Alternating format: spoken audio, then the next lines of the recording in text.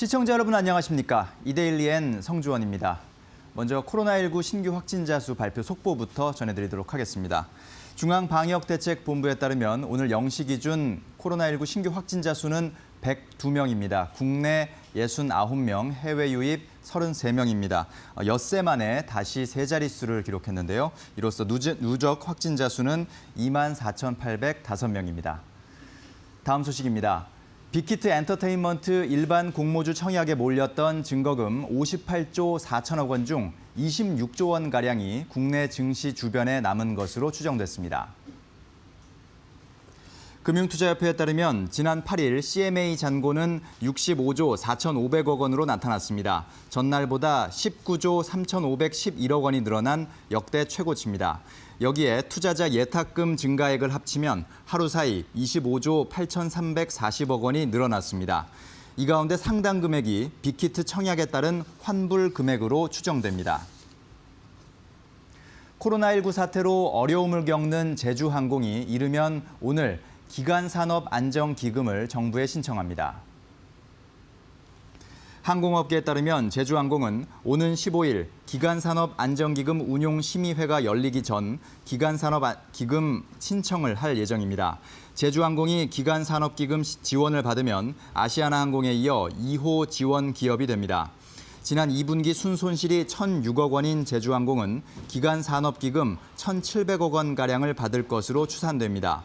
한편 2분기 깜짝 실적을 기록한 대한항공도 코로나19 장기화에 따른 불확실성을 이유로 기간산업기금을 연내 신청한다는 계획입니다.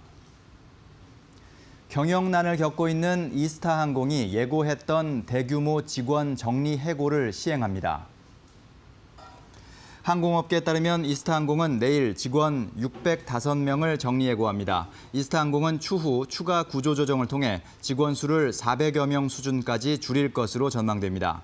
이스타항공 관계자는 항공기가 6대이기 때문에 이에 맞춰 인력을 감축한다며 현재 회사 규모로는 인수자를 찾기 어렵고 회사 매각을 위해 규모를 줄인 것이라고 설명했습니다. 한편 이스타항공은 재매각 작업을 진행 중이며 전략적 투자자 4곳이 현재 투자를 검토 중인 것으로 알려졌습니다.